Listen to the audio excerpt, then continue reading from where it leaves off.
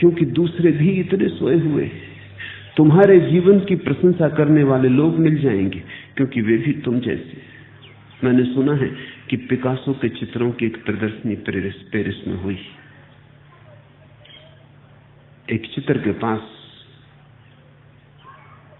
बड़ी भीड़ थी और लोग बड़ी प्रशंसा कर रहे थे। और तब पिकासो आया और उसने आके चित्र को सीधा टांगा। वो गलती से उल्टा टंगा था। लोग उसकी प्रशंसा कर रहे थे। उनमें से किसी को यह भी पता न चला कि वो उल्टा टंगा। पिकासो के चित्र उल्टे या सीधे फर्क करना मुश्किल है।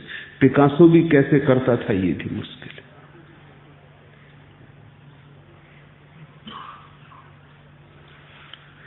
जैसे किसी पागल ने रंग डाले हो। कहा जाता है एक दफे एक अमरीकी करोड़पति ने पिकासो से 2 चित्र मांगे। कितना ही मूल्य देने को वो तैयार था। उसने नया भवन बनाया था, 2 चित्रों की जरूरत थी। पिकासो के पास एक ही चित्र तैयार था। वो भीतर गया, उसने कैंची से उसके 2 टुकड़े कर दिए। उसने लाके दोनों चित्र दे दिए और 2 चित्र के दाम दे लिए। पक्का करना मुश्किल है, पिकासो 4 भी कर देता तो भी पता नहीं चलता।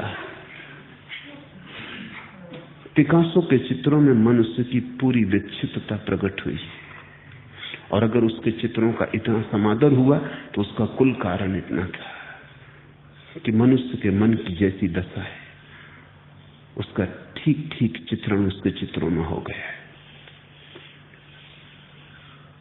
पिकासो के चित्रों को अगर थोड़ी देर गौर से देखते रहो तो तुम परेशान होने लगोगे, और थोड़ी देर गौर से देखो तो तुम घबराने लगोगे। अगर तुम देखते ही रहो रात भर टकटकी लगा के, सुबह तक पागल हो जाओगे। जैसे किसी ने बेहोशी में, विक्षिप्तता में रंग फेंक दिए। लेकिन यही तुम्हारी जिंदगी है। बुद्ध कहते हैं पापी अपने मैले कर्मों को देख के शोक करता, देखता है पीछे तो सिवाय अंधेरे के कुछ भी दिखाई नहीं पड़ता।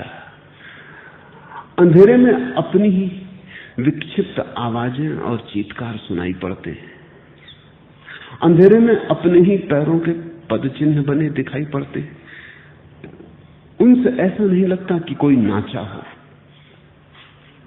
उनसे ऐसा लगता है जैसे जंजीरों बंधा हुआ कोई कैदी गुजरा हो। उन कृत्यों को देखकर ऐसा नहीं लगता कि किसी जीवन में फूल खिले हों। उन्हें देखकर ऐसे ही लगता है कि कोई जीवन अन्न खिला ही डूब गया है। उन्हें देखकर ऐसा लगता है कि सुबह हुई ही नहीं और सांझ हो गई, सूरज निकला ही नहीं और डूब गया, कली खिली ही नहीं और मुरझा गई। शोक होता है पीछे देखकर,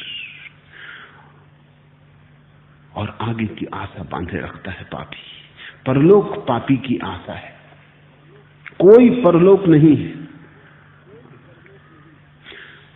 जो है अभी है, यहां है, सब अभी है, यहां है, कोई परलोक नहीं। परलोक पापी की आशा है, भविष्य पापी की कल्पना है, वर्तमान पुण्यात्मा का जीवन है, भविष्य पापी की आकांक्षा है।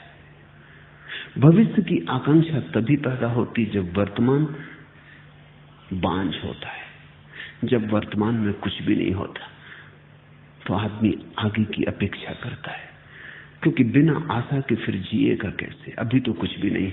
अगर तुम आज ही अपने को देखो तो आत्महत्या करने का मन होगा, कुछ भी तो नहीं है। तुम कहते हो कोई फिक्र नहीं, आज तक कुछ भी नहीं हुआ, कल होगा। हिम्मत बढ़ती है, सिर फिर खड़ा हो जाता, पैर फिर मजबूत हो जाते। आज तक सब व्यर्थ हुआ, कोई चिंता की बात नहीं, कल आ रहा है। कल के साथ सारी आशाएं फलीभूत होंगी, सब बीज अंकुरित होंगे, सब कलियां खिलेंगी। कल आ रहा है और कल कभी आता नहीं, और रोज कल को तुम आगे सरकाए चले जाते हो। ऐसे ही एक दिन तुम मर जाते हो। परलोक पापी की आशा है। ये सुनकर तुम्हें हैरानी होगी, पुण्यात्मा परलोक की बात ही नहीं करता। पुण्यात्मा कहता है यही है, अभी है। पुण्यात्मा ये नहीं कहता कि परमात्मा आकाश में बैठा है। पुण्यात्मा कहता है परमात्मा ने सब तरफ से घेरा है, श्वास श्वास में वही भीतर जा रहा है, वही बाहर जा रहा है। पापी कहता है परमात्मा आकाश में बैठा है। पुण्यात्मा तुम में झांकता है और परमात्मा को पाता है। पापी चारों तरफ देखता है, कहीं कोई परमात्मा नहीं दिखाई पड़ता, सब तरफ दुश्मन दिखाई पड़ते हैं। वो कल्पना करता है परमात्मा की वो आकाश में बैठा है, क्योंकि इतने दुश्मनों के बीच जीना मुश्किल है, कोई सहारा चाहिए। कल्पना में सहारे खोजता है पापी, सत्य में उसके लिए कोई सहारा नहीं है, क्योंकि सत्य में होने का उसे ढंग ही ना आया, उतना जतन ना आया। बस इसी धुन में रहा, मर के मिलेगी जन्नत, तुझको ए शेख न जीने का करीना आया। उसे जीने का करीना ना आया, ढंग ना आया, जीने की शैली ना आई। वो इसी आशा में रहा कि मरेंगे तब जन्नत, तब स्वर्ग होगा। जिसने स्वर्ग को यहां ना पाया वो कहीं भी ना पा सकेगा। जिसने यहां खोया वो सब जगह खो देगा। इस लोक में और परलोक में भी पापी शोक करता है, इस लोक में मुदित होता है और परलोक में भी। पुण्यात्मा दोनों लोक में मुदित होता है। ये बुद्ध के वचन बड़े प्यारे। इस लोक में मुदित होता है, खिलता है, नाचता है, आनंदित होता है। इस लोक में मुदित होता है और परलोक में भी, क्योंकि परलोक इसी लोक का विस्तार है, परलोक इसी लोक की संतान है, परलोक इसी लोक से आता है, निकलता है, पैदा होता है। जैसे बीज से अंकुर निकलता है, जैसे मां के गर्भ से बेटा पैदा होता है, ऐसे ही वर्तमान से भविष्य पैदा होता है। इसी लोक से, इसी क्षण से आने वाला क्षण आ रहा है, इसी क्षण में छिपा है। जैसे बीज में वृक्ष छिपा है, ऐसा वर्तमान में भविष्य छिपा है। इस लोक में परलोक छिपा है, पदार्थ में परमात्मा छिपा है। इस लोक में मुदित होता है, परलोक में मुदित होता है। पुण्यात्मा दोनों लोक में मुदित होता है। क्यों? जिसे यहां मुदित होना आ गया, उसे सब जगह मुदित होना आ गया। असली सवाल लोक का नहीं है, असली सवाल प्रमुदित होने की कला का है। जिसे हंसना आ गया, जिसे नाचना आ गया, जिसने जीवन की धुन को पकड़ लिया और जो जीवन के गीत में तालबद्ध होना सीख गया, जो जीवन के साथ छंद का अनुभव करने लगा, जिसके पैर जीवन के नाच के साथ पड़ने लगे, जीवन की बांसुरी ने जिसके हृदय को छू लिया, वो सभी जगह प्रमुदित होता है। तुम उसे नरक में न डाल सकोगे। शास्त्र कहते हैं पुण्यात्मा स्वर्ग जाता है, पापी नरक जाता है। बात बिल्कुल भिन्न है। पापी कहीं और जा नहीं सकता। ऐसा नहीं कि नरक भेजा जाता है, कहीं भी भेजो पापी नरक पाता है। ऐसा नहीं कि पुण्यात्मा को स्वर्ग भेजा जाता। कौन बैठा है सब हिसाब करने को? कौन इस सब व्यवस्था को बिठाता रहेगा? किसको पड़ी है? पुण्यात्मा को कहीं भी भेजो वो स्वर्ग पहुंच जाता है। मैं एक कहानी पढ़ता था। यूरोप का एक बहुत बड़ा विचारक हुआ एडमंड बर्ग। वो रोज सुनने जाता था एक पादरी को। पादरी ने एक दिन चर्च में कहा कि जो लोग पुण्यात्मा हैं और परमात्मा में भरोसा करते हैं वो स्वर्ग जाते हैं। एडमंड बर्ग खड़ा हो गया। उसने कहा मुझे एक बात पूछी। आपने दो बातें कही कि जो लोग पुण्यात्मा हैं और परमात्मा में भरोसा करते वो स्वर्ग जाते हैं। मैं पूछता हूं कि जो लोग पुण्यात्मा हैं और परमात्मा में भरोसा नहीं करते वो कहां जाते? और मैं ये भी पूछना चाहता हूं कि जो परमात्मा में भरोसा करते हैं और पुण्यात्मा नहीं वो कहां जाते? एडमंड बर्ग की जिज्ञासा एकदम प्रमाणिक थी। पादरी भी ठगा सा रह गया। अब क्या कहे? उसे बड़ी उलझन हो गई। अगर वो कहे कि जो लोग पुण्यात्मा हैं और परमात्मा में भरोसा नहीं करते वो भी स्वर्ग जाते, तो स्वभावतः वर्ग कहेगा फिर परमात्मा में भरोसे की जरूरत, पुण्य ही काफी है। और अगर मैं कहूं कि जो लोग पुण्यात्मा हैं और परमात्मा में भरोसा नहीं करते वे स्वर्ग नहीं जाते, तो वर्ग कहेगा तो फिर पुण्य की झंझट में पड़ने की क्या जरूरत, परमात्मा में भरोसा काफी है। पादरी ने कहा मुझे तुमने उलझन में डाल दिया, थोड़ा मुझे सोचने का समय दो। कल रात भर पादरी सो न सका। आदमी निष्ठावान रहा होगा, चालाक नहीं, बुद्धिमान रहा होगा। बहुत सोचा लेकिन उलझन न हल हुई। सुबह सुबह बोर होते होते रात भर का जागा सोचता सोचता नींद लग गई। नींद में उसने एक सपना देखा कि एक ट्रेन में बैठा है। उसने लोगों से पूछा ये ट्रेन कहां जा रही? उन्होंने कहा ये स्वर्ग जा रही। उसने कहा चलो अच्छा हुआ, यही तो मुझे पूछना था, ये अच्छे हुआ आंख से ही देख लूंगा। तो उसने सोच रखे नाम मन में, जैसे सुकरात परमात्मा में भरोसा नहीं करता था, आदमी पुण्यात्मा था। जैसे बुद्ध, इससे और पुण्य की साकार प्रतिमा कहां पाओगे? लेकिन आदमी परमात्मा में भरोसा नहीं करता था। तो उसने कहा ठीक है, अगर ये बुद्ध और ये सुकरात स्वर्ग में मिल गए तो उत्तर साफ हो जाता है कि परमात्मा में भरोसे की जरूरत नहीं। अगर ये स्वर्ग में ना मिले तो भी उत्तर साफ हो जाता है कि पुण्य से कुछ भी ना होगा, असली चीज परमात्मा में भरोसा है। स्वर्ग के स्टेशन पर उतरा, बड़ी हैरानी हुई। स्टेशन बड़ा उदास था, जिससे कई जमानों की धूल जमी हो, किसी ने साफ न की हो। थोड़ा हैरान हुआ, जाके गौर से देखा, तख्ती पर तो स्वर्ग ही लिखा है। गांव में प्रविष्ट हुआ, बड़ी बेरौनक थी बस्ती। कहीं फूल खिलते न मालूम पड़ते थे और किसी घर से वीणा के स्वर न उठते थे। कहीं कोई नाचता न मिला। मिले भी ऐसे धर्मगुरु, पादरी, मुनि, मगर कोई रौनक न मिली।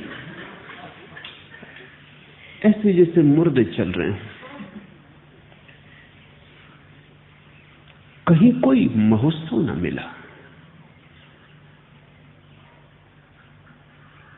जिंदगी ऐसी लगी जैसे कि बोझ हो वहां। उसने पूछा कैसे कि सुकरात, गौतम बुद्ध, लोगों ने कहा नाम सुने नहीं। यहां नहीं, दूसरी जगह नरक में खोजो। भागा स्टेशन आया, पूछा कि नरक की गाड़ी भाग्य से खड़ी थी, जा ही रही थी। वो बैठ गया। नरक पहुंचा तो बड़ा हैरान होने लगा, जैसे किसी महोत्सव में प्रवेश हो रहा हो। बड़ा स्वच्छ था स्टेशन, जीवन मालूम पड़ता था। फूल खिले थे, गीत बजते थे, लोग चलते थे तो उनके पैरों में गति थी, रौनक थी, रंग बिरंगापन था, जीवन का इंद्रधनुष जैसे खिला था। वो बड़ा हैरान हुआ कि तो कुछ गड़बड़ है, नाम में तख्ती में कुछ भूल चूक हो गई, इसको स्वर्ग होना चाहिए। उसने पूछा कि सुकरात और बुद्ध, उन्होंने कहा वो यहां है। अब नाम में कोई गलती नहीं हुई, उनके आने से ही ये नरक स्वर्ग हो गया।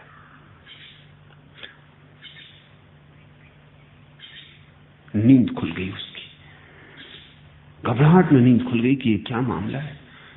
सपना तो खो गया। जब वो सुबह चर्च गया, उसने कहा कि भाई मैं कुछ और न कह सकूंगा, लेकिन रात एक सपना आया है, वो मैं दोहरा देता हूं। उत्तर में सपने में मुझे ऐसा दिखाई पड़ा, कहां तक सही है कहां तक झूठ है कुछ कह नहीं सकता, मेरी कोई सामर्थ्य भी नहीं इसका निर्णय लेने की। इतना मुझे दिखाई पड़ा, और वो ये कि जहां भी पुण्यात्मा पुरुष पहुंच जाते हैं वही स्वर्ग है, जहां पापी पहुंच जाते हैं वही नरक है। पापी नरक जाते हैं ऐसा नहीं, पापी अपना नरक अपने साथ लेके चलते हैं। और पुण्यात्मा स्वर्ग जाते हैं, ऐसा नहीं। पुण्यात्मा अपना स्वर्ग अपने साथ लेके चलते हैं। तुम उन्हें कहीं भी फेंक दो। और मुझे भी बात जचती है, सपना नहीं सच मालूम होती। बुद्ध को तुम नरक में भी डाल दो तो तुम नरक में न डाल सकोगे, ये असंभावना है। बुद्ध वहां स्वर्ग खड़ा कर लेंगे। बुद्ध अपना स्वर्ग अपने साथ लेके चलते हैं। वो बुद्ध के जीवन की हवा है, वो उनके आसपास चलता हुआ मौसम है, उसको तुम उनसे छीन ना सकोगे। नरक बदल जाएगा, बुद्ध ना बदलेंगे। तुम बुद्ध को दुखी नहीं कर सकते, तो तुम नरक में कैसे डाल सकते हो?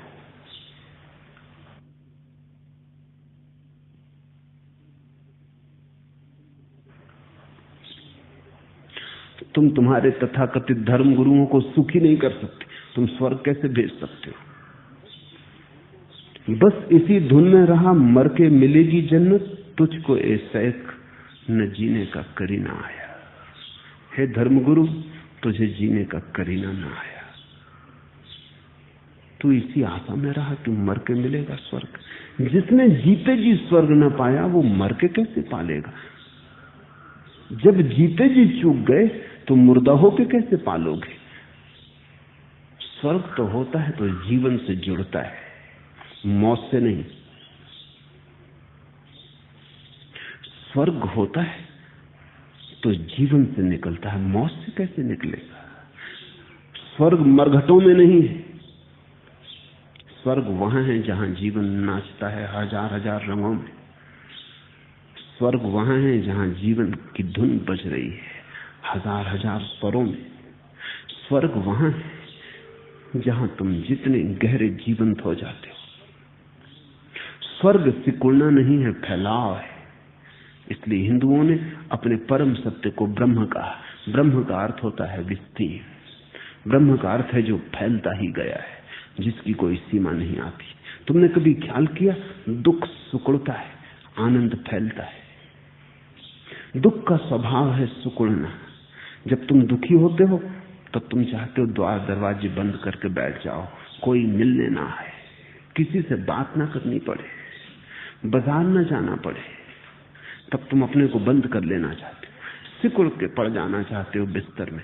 अगर बहुत ही दुखी हो जाता आदमी तो मरने की चेष्टा करने लगता है, कब्र में समा जाना चाहता है ताकि फिर कभी कोई दोबारा ना मिले, अकेला हो जाऊं। इसलिए दुखी आदमी आत्मघात कर लेता है।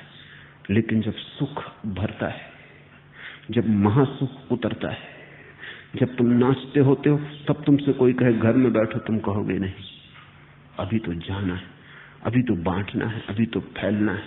तुमने देखा महावीर और बुद्ध जब दुखी थे जंगल भाग गए, लेकिन जब आनंदित हुए, जब उतरा अमृत उनके जीवन में, लौट आए वापिस बस्ती में। इस पर किसी ने कभी कोई सोचा नहीं कि जब वो दुखी थे तब जंगल भाग गए थे अकेले में। उसकी बड़ी कथाएं शास्त्रों में है कि उन्होंने सब छोड़ दिया और जंगल चले गए। लेकिन इस संबंध में शास्त्र कुछ भी नहीं कहते कि एक दिन उन्होंने जंगल छोड़ दिया और बस्ती में वापस आ गए। वो दूसरी घटना और भी महत्वपूर्ण है, क्योंकि जब आनंद उनके जीवन में उतरा तो बांटने का भाव भी आया। आनंद के साथ आती है करुणा, आनंद के साथ आती है एक अभीपसा की बांटो, लुटो, जो मिला है उसे दूसरों को दे दो। क्योंकि आनंद का एक स्वभाव है, बांटो बढ़ता है, न बांटो घटता है, लुटाओ बढ़ता है, छिपाओ मरता है। ब्रह्म हमने नाम दिया है परम सत्य को, सच्चिदानंद कहा है और ब्रह्म कहा है। ब्रह्म का अर्थ है जो विस्तीर्ण होता चला गया है, जो कहीं सिकुड़ता ही नहीं, जो फैलता ही चला जाता है, विस्तार जिसका स्वभाव है। जीवन जब तुम्हारा खिलता है तो फूल की तरह फैलता है, सुगंध लुटती है। जब तुम मुरझाते हो दुख में तो बंद हो जाते हो, सिकुड़ जाते हो, जड़ हो जाते हो, प्रवाह रुक जाता है। इसे ध्यान रखना। इस लोक में मुदित होता है, मुदित शब्द बड़ा महत्वपूर्ण है। ये फूल की दुनिया से आया हुआ शब्द है, प्रमुदित।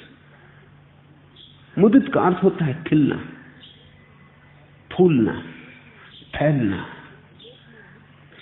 इस लोक में मुदित होता है। मुदित शब्द की ध्वनि भी खिलाने वाली है, और परलोक में भी, क्योंकि परलोक कहीं और थोड़ी है, इसी लोक से निकलता है, इसी लोक की श्रृंखला है, इसी लोक का अगला कदम है। तुम्हारा आध्यात्मिक जीवन तुम्हारे सांसारिक जीवन का ही अगला कदम, तुम्हारा मंदिर तुम्हारे घर का ही अगला कदम।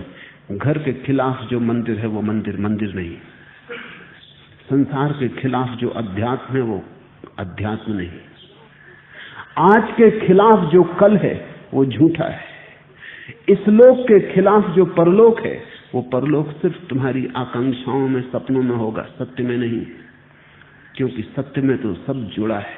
तुम्हारा घर और मंदिर एक ही जीवन यात्रा के दो पड़ाव है, संसार और परमात्मा एक ही यात्रा के दो कदम।